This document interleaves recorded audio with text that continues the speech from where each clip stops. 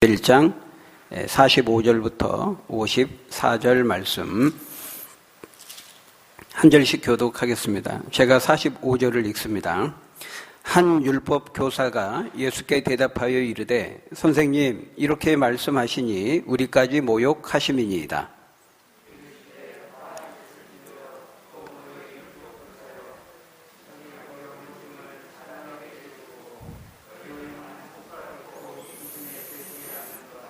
화 있을진저 너희는 선지자들의 무덤을 만드는도다. 그들을 죽인 자도 너희 조상들이로다.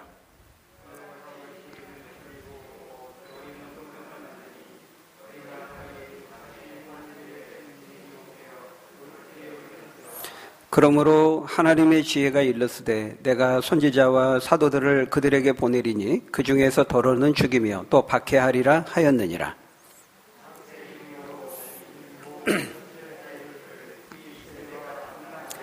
곧 아벨의 피로부터 제단과 성전 사이에서 죽임을 당한 사가랴의 피까지 하리라. 내가 너희에게 이르노니 과연 이 세대가 담당하리라.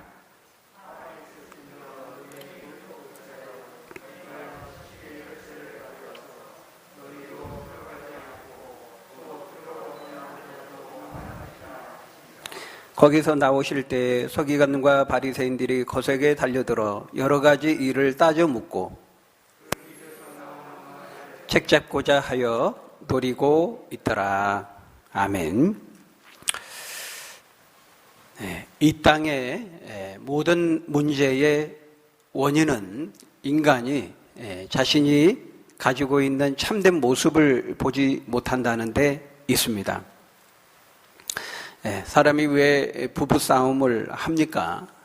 물론 여러 가지로 이유가 있겠습니다마는 그러나 결국 따지고 보면은 자신의 잘못과 단점과 문제를 보지 못하고 또 그것을 인정하지 않는 자기 중심성에 있는 것입니다.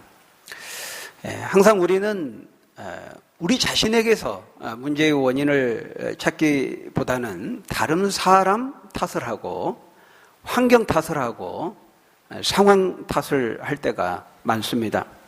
그러니까 뭔가 문제가 생기면은 혹시 문제의 원인이 나에게 있는 것은 아닌가? 이렇게 한번 생각해 봐야 되는데 불행하게도 그렇게 하지를 않는다는 것입니다. 내가 고쳐야 될 부분은 무엇인가? 내가 변화되어야 될 부분은 무엇인가? 이것을 정직하게 성찰하거나 대면하려고 하지 않는다는 것입니다. 일단 나는 아니죠. 나는 괜찮습니다. 나에게는 문제가 없습니다. 다른 사람이 문제고 나를 둘러싼 환경이 안 좋고 하필 그때 내가 재수가 없어가지고 내가 시대를 잘못하고 나갔기 때문에 사람들은 늘 이렇게 환경 탓, 다른 사람 탓, 사회 구조와 제도 탓 이렇게 하기가 쉽다는 것입니다. 에덴 동산에서부터 그러했죠. 아담과 하와가 하나님께서 먹지 말라고 한 그 열매를 따먹음으로 이제 죄를 범했습니다. 그때 하나님께서 아담에게 찾아가셔서 말씀하셨죠. 아담아, 내가 먹지 말라고 했는데 너 그거 왜 먹었냐? 그러니까 아담이 뭐라고 말했습니까? 하나님이 주신 저 여자가 먹으라고 해서 먹었습니다. 그렇게 말하지 않았습니까? 누구 탓을 하는 겁니까? 하와 탓. 저 여자 때문이라는 것입니다. 여기서부터 이제 부부싸움이 시작된 거죠. 그러니까 부부싸움의 역사가 굉장히 오래된 겁니다. 근데 저 여자 탓, 하와 탓만이 아니라 앞에서 뭐라 그랬어요? 하나님이 주신 저 여자가 먹으라고 해서 먹었습니다. 이렇게 말했거든요. 그러니까 누구 탓도 되는 것입니까? 하나님 탓도 되는 겁니다. 하나님. 하나님이 왜 저 여자를 줘가지고 나 자고 있는데 내 갈빗대를 취해가지고 저 여자를 만들지 않았습니까? 나한테 물어보지도 않고 내 의사 확인해보지도 않고 그러지 않았습니까? 그렇게 말하는 거죠. 하나님 탓이고 저 여자 탓이고 하와 탓이고 이제 자기 잘못은 없다는 것입니다. 이게 우리 인간의 모습이라는 거죠. 처음에 아담이 하나님께서 하와를 만들어서 아담에게 이끄셨을 때 아담이 하와를 처음 보고 뭐라고 그랬습니까? 이는 내 뼈 중에 뼈요 살 중에 살이라. 뿅 가가지고 너무 좋아가지고 그렇게 말했잖아요. 근데 지금 와서는 딴소리 하는 것이죠. 화장실 들어갈 때와 나올 때가 다르다고. 이게 인간입니다. 이게 우리들의 모습인 것이죠. 근데 그 다음에 이제 하나님이 하와에게 묻습니다. 야, 먹지 말라고 한 거 왜 먹었어? 이렇게 물어보니까 하와도 뭐라고 대답합니까? 창세기 3장 13절에 하나님이 여자에게 이르시되 네가 어찌하여 이렇게 했느냐? 그러니까 하와가 뭐라고 답합니까? 여자가 이르되 뱀이 나를 꿰물어 내가 먹었나이다. 이제 뱀 탓을 하는 거죠. 여러분, 이건 하나님이 원하시는 대답이 아니었습니다. 하나님이 그거 다 모르시는 거 아니잖아요. 다 이미 보셨고 아셨습니다. 하나님이 원하시는 대답은 제가 잘못했습니다. 말씀에 불순종했습니다. 제가 먹지 말아야 되는데 그 순간 그 유혹을 못 이기고 먹었습니다. 하나님 용서해 주세요. 이렇게 자기 죄를 인정하고 용서를 구하는 것인데 그렇게 하지를 않는다는 것이죠. 이게 우리 인간의 모습이라는 것입니다. 우리가 이게 TV를 보면은 뉴스를 보면은 어떤 혐의가 있고 죄를 지어서 이제 검찰에 출두하잖아요. 그 사람들이 막 묻습니다. 혐의를 인정하십니까? 전혀 인정하지 않죠. 자신은 결백하다고 말하죠. 만에 하나, 천에 하나, 한 명, 두 명 있을까요? 거의 없습니다. 자기는 결백하다는 거예요. 근데 그러다가 이제 조금 조사해 보면 이제 다 나오는 거죠. 재판을 통해서도 나오는 것이고. 여러분, 왜 그렇게 할까요? 바로 인간 속에 죄가 있기 때문입니다. 이 죄가 인간을 무지하게 만들고 그 인간의 마음을 완악하고 강팍하고 고집스럽게 만드는 것이죠. 자신의 참된 모습을 보지 못하게 만들고 자신이 처한 비천한 실상을 깨닫지 못하게 하는 것입니다. 예수님은 오늘 본문에 나오는 이 서기관과 바리새인들의 그 외식과 위선을 통해서 오늘 우리에게 그것을 보여주고 있습니다. 오늘 본문 45절에 보면은 한 율법 교사가 예수님께 따지듯이 말하죠. 선생님, 이렇게 말씀하시니 우리까지 모욕하십니다. 여기 우리까지라는 말은 바로 앞에서 예수님이 바리새인들을 아주 격렬하게 책망하시면서 말씀하셨잖아요. 화 있을진저, 화 있을진저 반복하시면서 바리새인들의 외식과 위선에 대해서 책망하셨습니다. 근데 이제는 그것을 이제 곁에서 이제 듣고 있던, 지켜보고 있던 한 율법 교사가 튀어나와서 말하고 있는 것이죠. 그러니까 가만히 듣고 보니까 예수님의 말씀이 자기들에게도 해당이 되는 겁니다.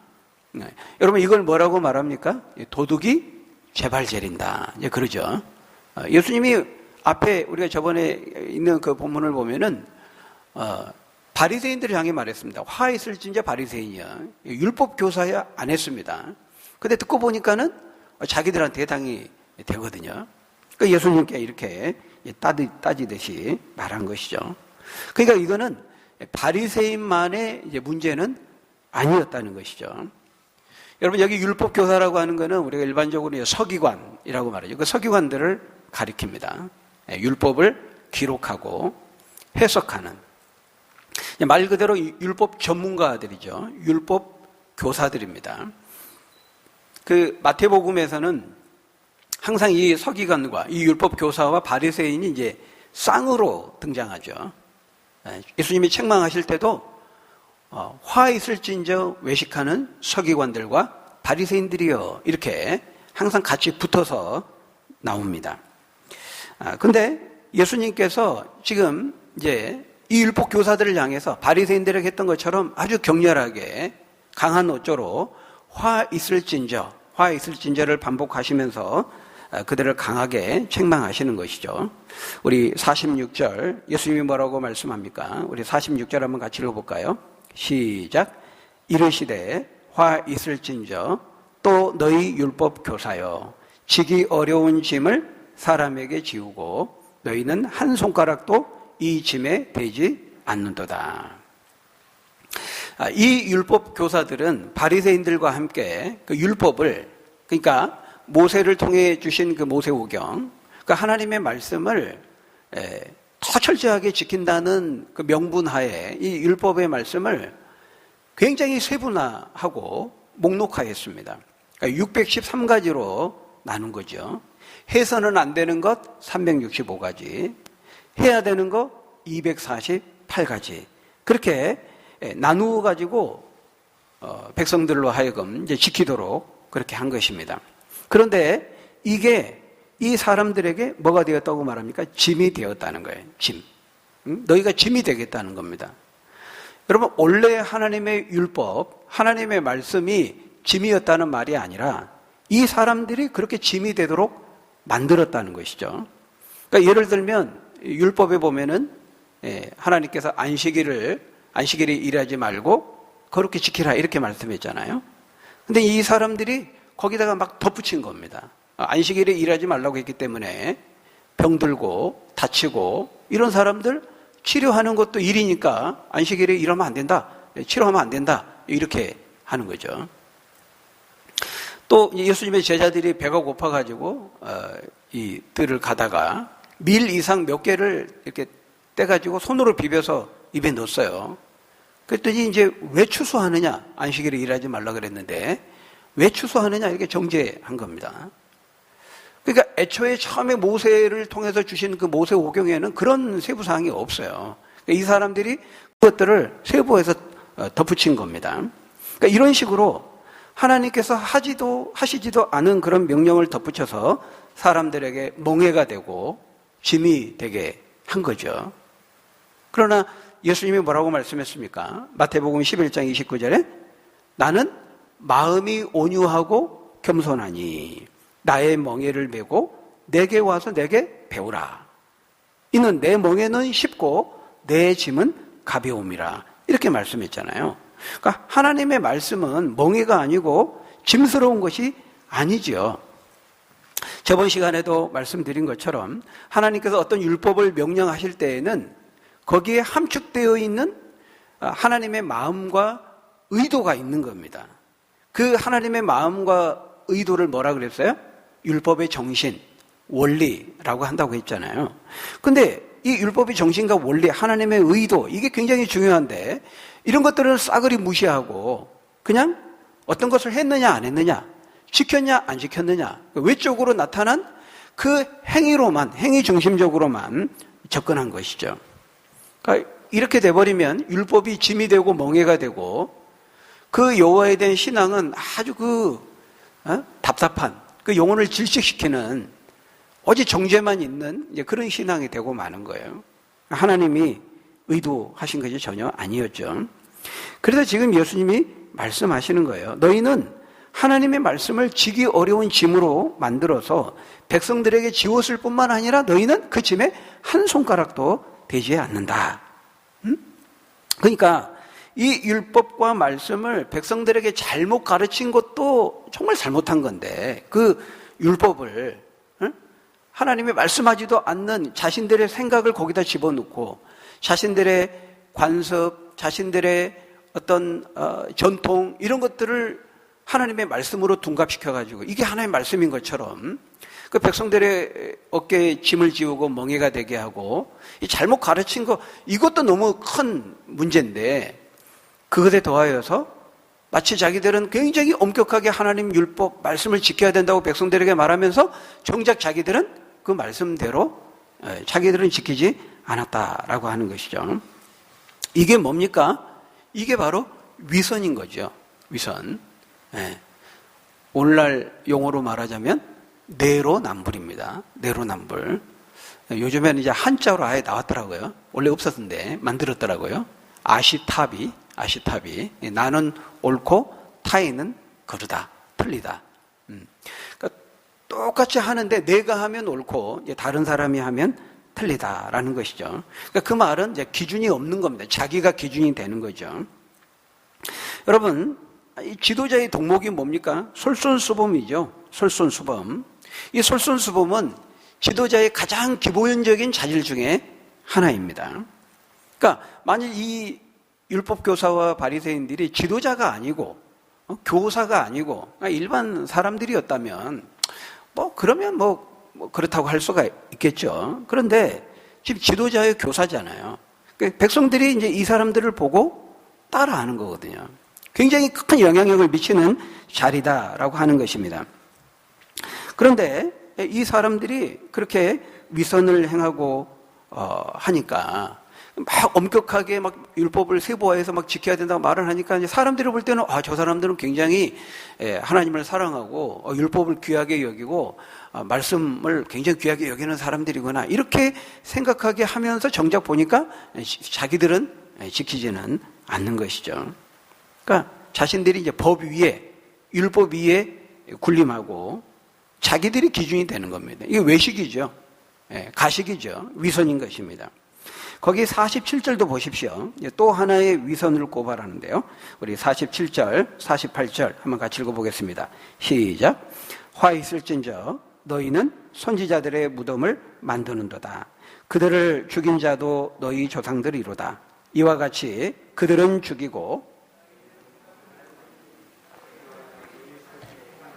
증인이 되어 옳게 여기는도다.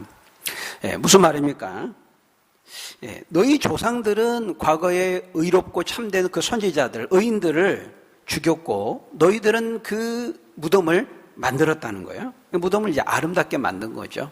이것도 위선이라는 것입니다. 이 율법 교사들, 이 서기관들과 바리새인들은 그 선지자들, 그 의인들의 무덤을 아름답게 장식하고 또 비석을 멋지게 꾸미는 일에 많은 시간과 정성을 들였습니다. 왜 그렇게 했을까요? 일부러 자신들을 자랑하고 돋보이게 하기 위했던 거였죠. 과거에 그 참 선지자들, 그 자기 조상들에 의해서 죽임을 당한 그 참 선지자들, 그 의로운 사람들을 무덤을 아름답게 만들고 비석을 예쁘게 꾸미고 그렇게 함으로써 자기들도 바로 그 참 선지자들을 계승하고 그들도 그들과 같이 자기들도 그 믿음과 그 정신을 따른다는 것을 사람들에게 천명하고 드러내고 보이기 위해서 그렇게 했던 것입니다. 여러분, 이런 거 제일 잘하는 사람들이 누굽니까? 이제 정치인들이죠. 정치인들. 평소에는 가만히 있다가 이제 선거철 되면은 갑자기 막 전통시장에 막 나타나고 안 타던 막 전철을 타고 다니고 그렇게 하는 거죠. 쇼하는 겁니다. 서민 코스프레 이렇게 말하죠. 무슨 선거 출마하고 무슨 출정식을 하고 정치적인 어떤 결단이나 행보를 할 때 늘 가는 곳이 어디입니까? 이제 국립묘지 참배합니다. 5.18 묘역 참배하죠. 왜 그렇게 할까요? 그렇게 함으로써 자신들도 그렇게 나라와 민주주의를 위해서 국가를 위해서 헌신했던 그런 사람들처럼 헌신할 각오가 되어 있다. 나도 그들과 같은 그런 선상에 있고 그들을 계승하고 그들의 계보를 잇고 그 라인과 선상에 있다는 것을 대내외적으로 과시하고 선전하기 위해서 그렇게 하는 거죠. 그러니까 일종의 율법 교사들도 그렇게 한 거예요.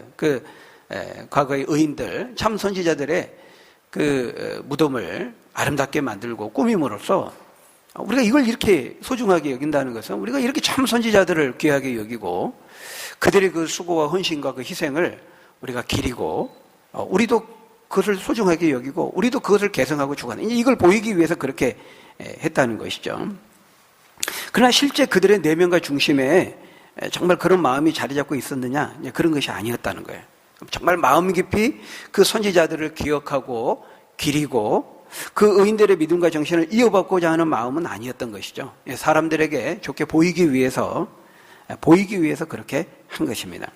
그래서 예수님이 49절에 51절까지 뭐라고 말씀합니까? 그러므로 하나님의 지혜가 이르시되 내가 선지자와 사도들을 그들에게 보내리니 그 중에서 더러는 죽이며 또 박해하리라 하였느니라. 창세 이후로 흘린 모든 선지자의 피를 이 세대가 담당하되 곧 아벨의 피로부터 제단과 성전 사이에서 죽임을 당한 사가랴의 피까지 하리라. 내가 너희에게 이르노니 과연 이 세대가 담당하리라. 그러니까 너희가 과거 하나님의 말씀을 위해 살았던 그 참된 선지자들과 그 의인들의 무덤을 아름답게 꾸미는 것으로 마치 너희들도 그 의로운 행세를 하지만은 하나님이 모르실 줄 아느냐? 하나님 눈먼 하나님이 아니다라는 것이며 하나님 다 아신다는 거죠. 이미 하나님께서 하나님의 지혜로 말씀하신 것처럼 창세 이후로 아벨에서부터 사가랴에 이르기까지 의인들이 고난을 당하고 피를 흘리고 순교했는데 실제 지금 너희들도 그 죄에 가담하고 있지 않느냐? 응? 너희들도 그 책임에서 벗어날 수 없다. 이 세대가 담당하리라 이렇게 지금 말씀하시는 거죠. 여러분 여기 아벨은 누군지 아시죠? 창세기 4장에 나오는 이제 아벨입니다. 이 아벨이 이제 의로운 제물과 예배를 드림으로써 형의 질투를 받아서 형 가인에 의해서 이제 억울하게 죽임을 당하지 않았습니까? 그리고 이 사가랴는 그 유대인의 그 성경 분류법에 보면, 그러니까 유대인의 이제 성경, 우리가 보통 이제 히브리어로 된 마소라 사본이라고 하는데요. 우리가 가지고 있는 이 구약 성경도 그 마소라 사본을 원본으로 해서 번역한 성경입니다. 근데 원래 그 히브리 성경, 그 유대인들이 가지고 있는 그 성경과 그 배치가 좀 틀려요. 그 구성은 똑같지만 배치가 틀립니다. 근데 유대인이 가지고 있는 그 히브리 원성경의 그 배치를 보면은 역대기가 이제 제일 마지막에 배치되어 있습니다. 그 역대기에 나오는 마지막 순교자, 의로운 죽임을 당한 사람이 바로 이제 사가랴죠. 그러니까 이 아벨에서부터 사가랴까지라는 말은 이제 그 모든 이제 의인들을 대표하여서 일컫는 그런 말이라고 이해를 하면 되겠습니다. 바로 이 참되고 의로운 선지자가 악한 세대에 의해서 죽임을 당했는데 특별히 그 악한 세대를 이끌었던 그 악한 지도자들에 의해서 항상 피를 흘리며 고난을 당했는데 바로 율법 교사인 너희들도 예외가 아니라는 것을 말씀하고 있는 것이죠. 사실 지금 너희들이 지금 예수님을 나를 지금 그렇게 대하고 있지 않느냐 하는 거예요. 예수님의 말씀은 이 서기관과 바리새인들이 앞에서 참 선지자인 의인이었던 세례 요한을 그렇게 대했잖아요. 인정하지 않고 박해하고 핍박하고 그랬잖아요. 근데 이제는 예수님을 그렇게 대하고 있는 거거든요. 그러니까 자기 조상들과는 우리는 다르다. 그 의인 선지자들의 무덤을 멋지게 꾸미면서 자기 조상들의 그 잘못했던 조상들과 우리는 다르다. 그렇게 말하는지 모르지만 사실은 자기 조상들보다 더 나쁜 겁니다. 왜냐하면 진짜 의인 중에 의인, 진짜 선지자 중에 참 선지자이신 예수님을 이들은 지금 거부하고 대적하고 예수님을 죽이려고 하고 있는 거거든요. 오늘 보면 거기 53절 4절에도 보면은 어떻게 하고 있습니까? 예수님 이 말씀이 끝나자 거세게 달려들어 여러 가지 일을 따져묻고 그 위에서 나오는 말을 책잡고자 하여 노리고 있더라. 이렇게 말하고 있잖아요. 이렇게 하면서도 자기들은 그 48절에 보니까 자기들은 옳고 의롭다고 말하는 것이죠. 자기 조상들은 죽이고 그 조상들은 죽이고 너희 무덤을 만드니 너희가 너희 조상이 행한 일의 증인이 되어 옳게 여기는도다. 그러니까 예수님은 그들의 중심과 그 악함을 이제 다 아신 겁니다. 그 위선과 외식을 다 보시고 그것 때문에 책망하고 계시는 거죠. 그러니까 여러분 이건 뭘 보여줍니까? 그러니까 위선이라는 게 뭡니까? 이게 다른 사람들이 옆에서 다 보는 거죠. 다 알아요. 쇼하고 있네. 그렇게 흉내내고 있네. 거짓으로 하고 있네. 이렇게 아는데 정작 본인만 모르는 겁니다. 본인만.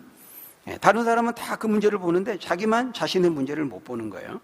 특별히 주변에 아첨하는 사람들이 많을 때, 좋은 말만 하는 사람이 많을 때 이렇게 위선과 외식에 빠지기가 쉽습니다. 왜냐하면 이제 진실을 보지 못하도록 눈을 가리우는 것이거든요. 여러분 우리가 송구영신 예배 때 다윗의 그 시편의 말씀을 통해서도 살펴봤잖아요. 이 땅에 있는 모든 문제의 근본적인 원인, 그 뿌리가 어디에 있다고요? 인간 속에 있는 죄에 있다는 겁니다. 이 죄가 자기 자신이 참 모습을 보지 못하게 한다는 거예요. 자신의 완악함, 이약함, 악함, 고집스러움, 자기중심적이고 이기적이고 자신의 참된 모습, 자신이 처한 참된 실상을 보지 못하도록 그 인간 속에 있는 죄가 그 눈을 가리운다는 것입니다. 그래서 이 위선과 외식의 문제는 모든 사람들이 다 해당이 될 수 있지만은 특별히 이 지도자들은 정말 이 주님의 말씀을 두렵고 떨림으로 받아야 하는 것이죠. 이 지도자가 잘못되면은 온 백성들이 그 영향을 받고 함께 잘못되고 함께 망하게 되는 것이죠. 여러분, 가정에서 부모가 잘못 나가면은 그 영향이 그대로 고스란히 자녀들에게 영향을 미치는 겁니다. 교회도 마찬가지죠. 목회자가 외식을 하면요, 성도들도 따라갑니다. 성도들도 외식합니다. 네. 목회자가 무지하잖아요. 그러면 성도들도 무지에 빠지게 되는 거예요. 그건 어쩔 수 없습니다. 그건 틀림없는 거예요. 여러분, 목회자가 감정적이잖아요. 그러면요, 보십시오. 성도들도 굉장히 감정적입니다. 목회자가 이렇게 은사 체험주의, 막 신비주의 이런 쪽으로 가면요, 성도들도 따라가게 돼 있습니다. 성향이 그렇게 되는 거예요. 그래서 이 지도자의 역할이 굉장히 중요합니다. 우리가 역대기서 우리가 큐티하면서 봤잖아요. 그 왕들, 어떤 왕이 세워지냐에 따라서요, 그 영향이 그대로 백성들에게 다 나갑니다. 신실한 히스기야 왕, 믿음의 왕이 세워지잖아요. 그럼 그 전에 막 우상숭배했다가요, 백성들이 다 신실하게 돌아섭니다. 근데 그 아들 므낫세가 딱 들어서가지고 우상숭배하고 하나님의 말씀 불순종하고 이렇게 나가면요, 백성들이 또 다 따라갑니다. 그렇게 되는 거예요. 그만큼 영향력이, 이 지도자의 자리라는 것이 가정에서부터 또 뭐 직장, CEO, 어떤 정책을 가지고 어떤 리더십을 가지고 하느냐에 따라 그 영향이 다 미치는 겁니다. 교회도, 나라도, 사회도, 기업도 다 마찬가지인 거죠. 그런 점에서 저도 참 이 말씀을 두렵고 떨림으로 받지 않을 수 없는 거예요. 목회자인 제가 혹시라도 성경을 잘못 해석하고 잘못 적용하고 잘못 전하게 되면 그 영향이 고스란히 성도들에게 가는 거거든요. 정말 이 단위에 서서 말씀을 전할 때에는 내 생각, 내 철학을 전하는 게 아니거든요. 하나님의 말씀을 전하는 것이기 때문에 정말 그 설교자의 가장 큰 사명은 제가 그거라고 그랬잖아요. 말씀을 수종드는 겁니다. 자기 말을 하는 게 아니고 정말 하나님의 그 말씀을 통해서 말씀하고자 하는 말을 그대로 드러내고 성도들에게 전해야 되는 것이죠. 성령의 이끄심에 겸손히 순복하는 거. 다시 한번 참 그 중요성을 되새기게 되는데요. 여러분, 그 52절에도 보면은, 우리 52절 한번 같이 읽어볼까요? 52절 시작. 화 있을진저 너희 율법 교사여, 너희가 지식의 열쇠를 가져가서 너희도 들어가지 않고 또 들어가고자 하는 자도 막았느니라 하시니라. 이 율법 교사의 그 영향이 얼마나 막대하고 그 책임이 얼마나 중요한지를 말씀하고 있어요. 이 율법 교사거든요. 지도자거든요. 이 지식의 열쇠를, 말씀을 해석하고 또 전하고 하는 그 지식의 열쇠를 가지고 있는 자인데, 이게 잘못하면은 천국의 그 열쇠를, 천국 문을 열어서 들어가게 해줘야 되는데, 자기도 못 들어가고 들어가고자 하는 자도 못 들어가게 막는다는 거예요. 그래, 이건 뭐라고 말합니까? 이거 물귀신 작전이라고 그러잖아요. 자기만 죽는 게 아니라 다른 사람까지 끌고 들어가서 같이 망하고 같이 죽는 것이죠.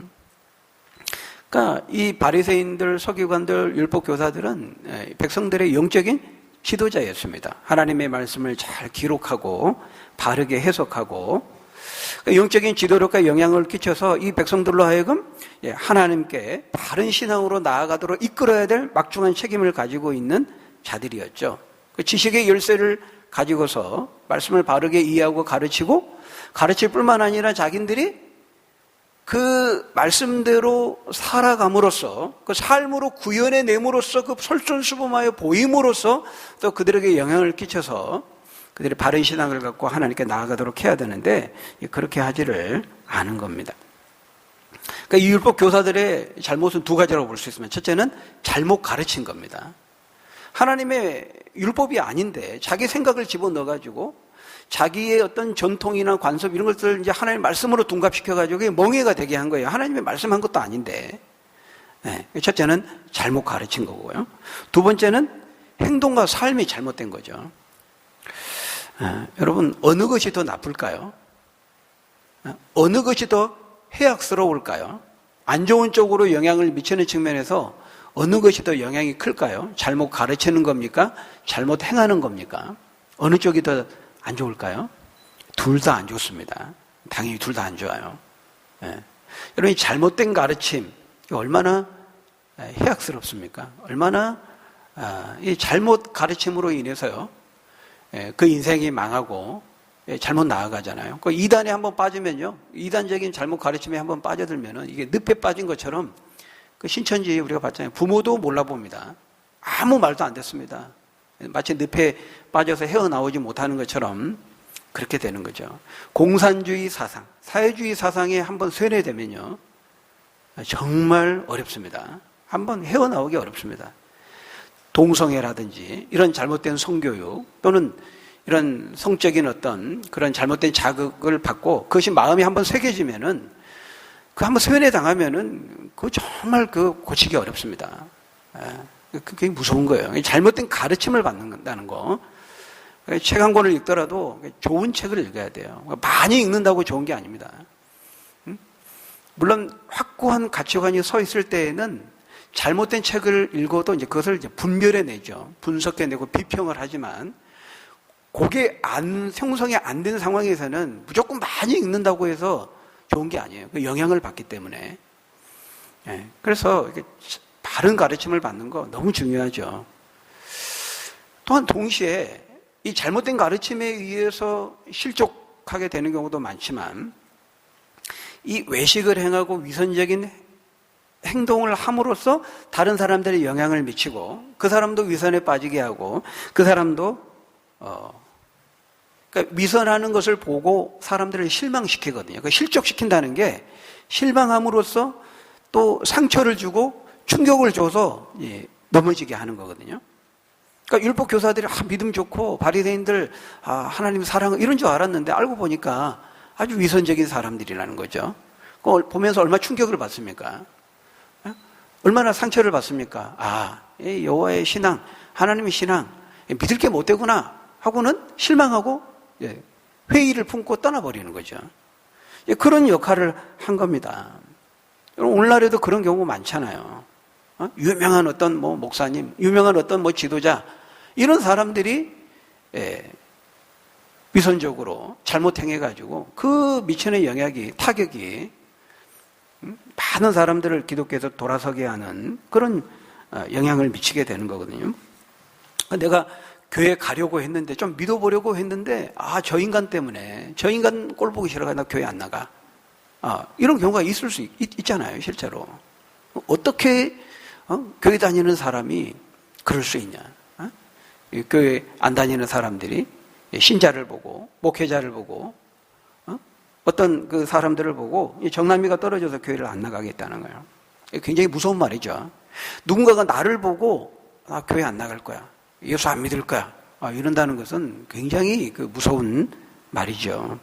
우린 정말 두려워해야 됩니다. 예수님을 아예 믿지 않고 교회 밖에 있다가 하나님의 심판을 받게 된다면 그래도 좀 덜 억울하잖아요. 근데 어렵게 전도해가지고 교회 데려왔는데 교회 안에서 보고 나를 보고 실망해서 교회를 떠난다? 다른 교회로 옮기면 그나마 괜찮은데 아예 예수님 등지고 멸망의 길로 지옥의 길로 나간다. 그게 얼마나 통탄할 일입니까? 두려워해야 될 일이죠. 한 영혼 전도하는 거 어렵잖아요. 그 기적과 같은 겁니다. 전도해서 구원으로 생명으로 이끈다는 것은 기적과 같은 일이에요. 그래서 예수님은 한 영혼이 천하보다 귀하다고 했잖아요. 근데 어렵게 전도해가지고 교회 데리고 왔는데 나를 보고 실망해서 실족해서 상처를 받고 충격을 받고 신앙의 회의에 빠져 교회를 떠난다. 하나님은 그 죄를 절대로 좌시하지 않겠다. 이렇게 성경에 말씀합니다. 그러니까 지금 이 바리새인들 율법 교사들을 향해서 그 온유하신 예수님께서요, 화 있을진지 이 독사의 자식들 하면서 이렇게 거칠고 격렬하게 하시는 이유가 있는 거예요. 천국에 들어가려고 하는 자들을 못 가게 막으니까 한 영혼이 천하보다 더 귀하게 여기시는 그 주님께서 이걸 두 눈 뜨고 못 보시는 거죠. 예. 하나님 그 너무 중요하게 여기시기 때문에 그런 것입니다. 여러분, 우리 모두에게는 다 영향력이 있어요. 다 영향력이 있습니다. 에이, 나 같은 사람이 무슨, 그렇지 않습니다. 제가 말씀드렸죠. 우리는 예수님 믿는 순간 공인이 되는 거예요. 공인. 예. 우리는 등경 위에 놓여진 등불이라 그랬잖아요. 세상은 우리를 쳐다보게 되어 있습니다. 우리는 어떤 형태로든지 영향을 미치게 되어 있어요. 예. 좋은 쪽으로 긍정적인 영향을 미치든 남쪽으로 부정적인 영향을 미치든 반드시 영향을 미치게 되어 있습니다. 그 영향을 미치는 정도에는 차이가 있을 수 있어요. 어떤 사람은 더 많이, 예? 어떤 사람은 좀 적게. 그렇지만은 우리가 예수 믿는 순간 우리는 다 영향을 미치게 되어 있습니다. 예. 다른 사람을 하나님 앞으로 인도하고 생명을 얻게 하고 믿음에 성장하게 할 수도 있고 그런 쪽으로 영향을 미칠 수도 있고 정반대일 수도 있고 오히려 하나님과 멀어지게 하고 영적인 침체에 빠지게 하고 회의와 실망에 빠지게 하고 그래서 더 지옥문 가까이로 인도하는 그런 영향을 미칠 수도 있는 것이죠. 여러분 어떻습니까? 예, 나는 지금 어느 쪽입니까? 당연히 우리는 전자가 되어야 되겠죠. 예, 바라기는 저와 여러분들이 정말 하나님 앞에서 말씀 앞에서 정직하고 진실하게 반응하고 정말 사람들에게 좋은 영향을 미쳐서 그들을 천국 문으로 인도하는 축복의 통로, 천국의 통로가 다 되어서 하나님께 영광 돌리고 주님을 기쁘시게 하는 저희 여러분들이 다 되시기를 예수님의 이름으로 간절히 축원합니다. 우리 기도하겠습니다. 아버지 하나님, 참 외식과 위선의 죄에 대해서 하나님이 통렬히 책망하셨습니다. 차라리 우리가 부족하고 못하고 연약함이 있을 때 있는 모습 그대로 우리가 하나님께 나아가기를 원합니다. 우리 안에 참 연약함과 무지함과 모자람과 부족함, 허물투성이입니다. 그러나 그것을 가지고 우리가 하나님께 나아간다면 하나님은 우리를 받으시고 양팔 벌려 우리를 안으시고 우리에게 필요한 것으로 공급해 주신다 말씀하셨습니다. 우리를 빛의 자녀로 부르셔서 모든 의로움과 착함과 진실함의 열매를 맺기 원하시는 아버지 하나님, 우리가 하나님 말씀 앞에 늘 우리 자신을 살피고 하나님과 사람 앞에 늘 정직하고 진실하게 행하여서 우리 함께 더불어 살아가는 모든 사람들에게 선한 영향을 끼치고 그들을 하나님 앞으로 인도하는 축복의 통로로서 사명을 잘 감당하는 저희 모두가 될 수 있도록 함께하여 주옵소서. 예수님 이름으로 기도하옵나이다. 아멘.